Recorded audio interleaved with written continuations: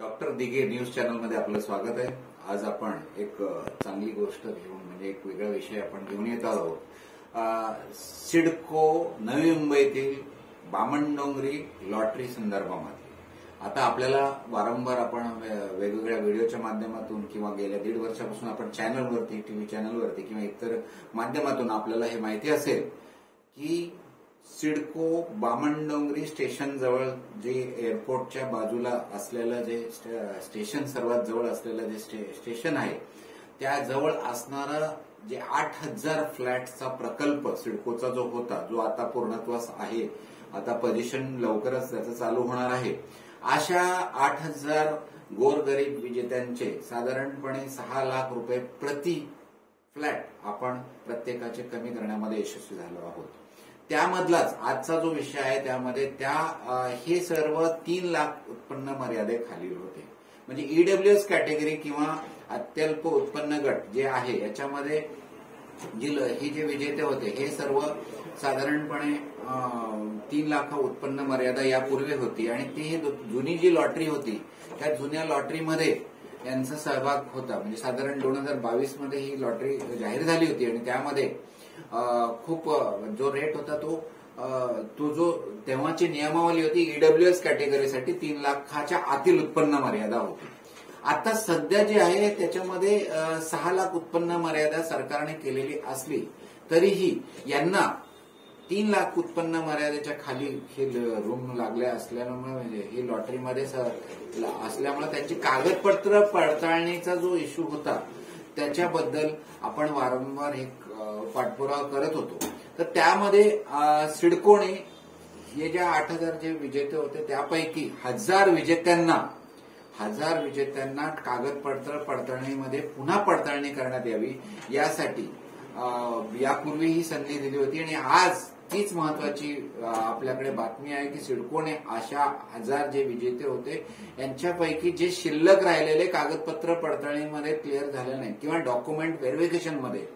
ज्यांचे 3 लाख उत्पन्न मर्यादेच्या खाली होते त्यांना पुन्हा संधी दिली आहे आणि ती संधी 16 तारखेपासून 24 तारखेपर्यंत म्हणजे 1 आठवड्याची संधी दिलेली आहे। तर अशा सिडको दिवाळी लॉटरी किंवा बामणडोंगरी लॉटरी विजेत्यांनी याचा निश्चितपणाने फायदा घ्यायचा आहे आणि जर तुम्हाला काही अडचणी येत असेल तर तुम्ही आपल्या क्लिनिकला किंवा आपल्या चॅनलच्या डिस्क्रिप्शन मध्ये माझा जो पत्ता आहे तिथे आलात तर निश्चितपणाने आपण मदत करू। सिडकोला अपेक्षित असलेली कागदपत्र ती कोणती आहेत कारण आता ही शेवटची संधी सिडकोने दिलेली आहे आणि यामध्ये जर आपण कागदपत्र व्यवस्थित जर नाही भरता आले आपल्याला तर आपल्या घराचं स्वप्न हे भंग पावणार आहे। त्याच्यामुळे कसल्याही परिस्थितीमध्ये आपण ही संधीचा लाभ घ्या आणि आपल्या सिडको विजेत्यांनी त्या 3,000 ती साधारण 3 लाखाच्या उत्पन्न मर्यादेच्या खाली पती पत्नी दोघांचं उत्पन्न जे आहे याच्यामध्ये आपल्याला कसं डॉक्युमेंटेशन तुमचे काय इन्कम क्रायटेरिया किंवा पेपर्स काय आहेत ते जर घेऊन आलात तर निश्चितपणे आपण क्लिनिकमध्ये आपल्याला सहकार्य मदत करणार आहोत।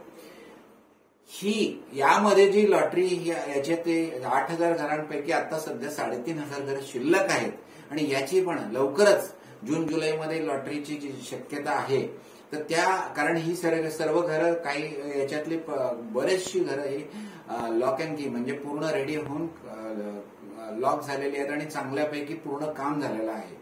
आणि हे प्राईम लोकेशन स्टेशन समोर असलेलं हे प्रकल्प असल्यामुळे एका बाजूला स्टेशन व दुसऱ्या बाजूला सीलिंग दिसणारा व्ह्यू आपला किंवा डायरेक्ट समुद्र किनारा। कारण आपण जर म्हणालो नवी मुंबईमध्ये म्हणजे नवी मुंबईमध्ये राहणारा सर्वात श्रीमंत वर्ग जो असतो तो पाम बीच रोडला असतो आणि तो पाम बीच रोडची सर्वात विशेषता ही आहे की आपल्याला समुद्र किनारा दिसतो। तर इथेही बामणडोंगरीतील आपले जे गोरगरीब आहेत किंवा जे सिडको विजेते किंवा सिडकोच्या या गृहनिर्माण योजनेमध्ये भविष्यामध्ये जे घरं घेऊ शकणार आहेत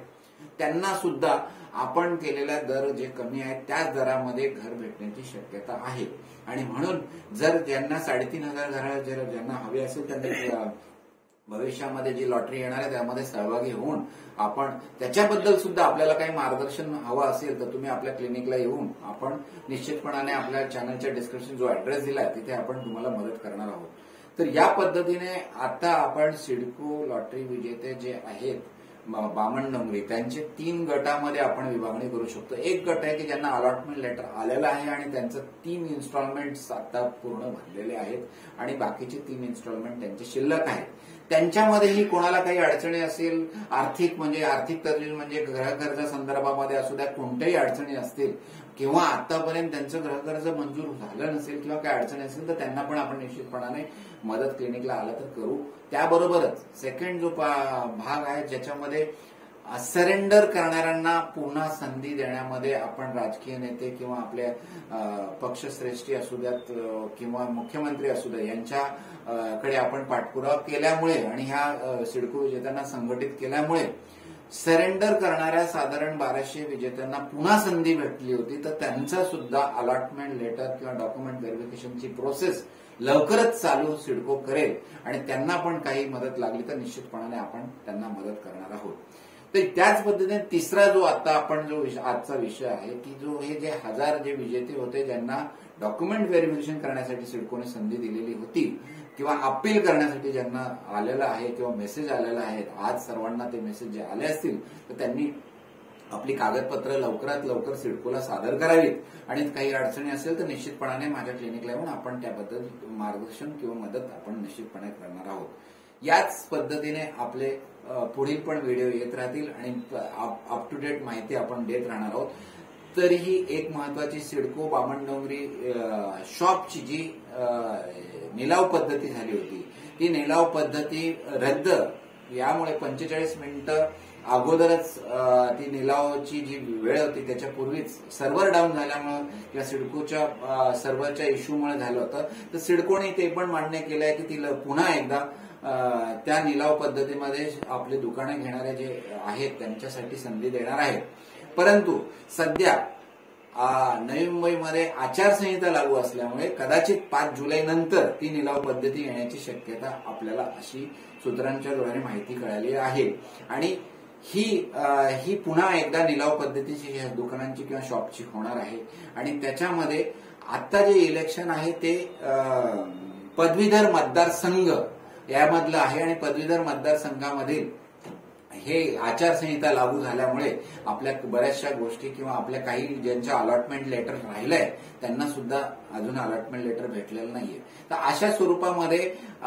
वेगवेगळ्या सिडको बामणडोंगरी विजेते किंवा बामणडोंगरी प्रोजेक्टचे आत्ताच अद्यावत आपण संपूर्ण माहिती दिलेली आहे आणि अशाच पद्धतीची आपल्याला जर भविष्यामध्ये वेगवेगळ्या पुन्हा लॉटरी सुद्धा आता पुन्हा त्याची पण आता ज्यांना पुण्यामध्ये घर घ्यायचं त्यांच्यासाठी सुद्धा आता सध्या लॉटरी चालू आहे, त्याच्यामध्ये पण सहभागी व्हायचं असेल तर त्याबरोबरच सांगली, सातारा, सोलापूर या ठिकाणची पण काही घरांची लॉटरी आता सध्या या संदर्भामध्ये सुद्धा आपल्याला माहिती हवी असेल तर आपण क्लिनिकला आला तर निश्चितपणाने आपण मदत करणार आहोत.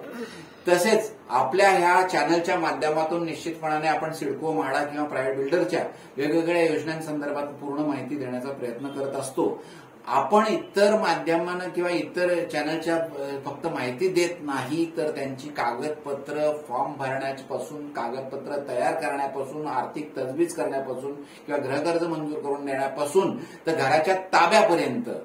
किंवा आता जसं आपण आजचा व्हिडिओ डॉक्युमेंट व्हेरिफिकेशनचा आहे त्याच्यासाठी ह्या सर्व गोष्टींसाठी आपण मदत करत असतो आणि त्या पद्धतीने आपल्या क्लिनिकला आलात तर निश्चितपणाने हे करू शकतो. तर ह्या सर्व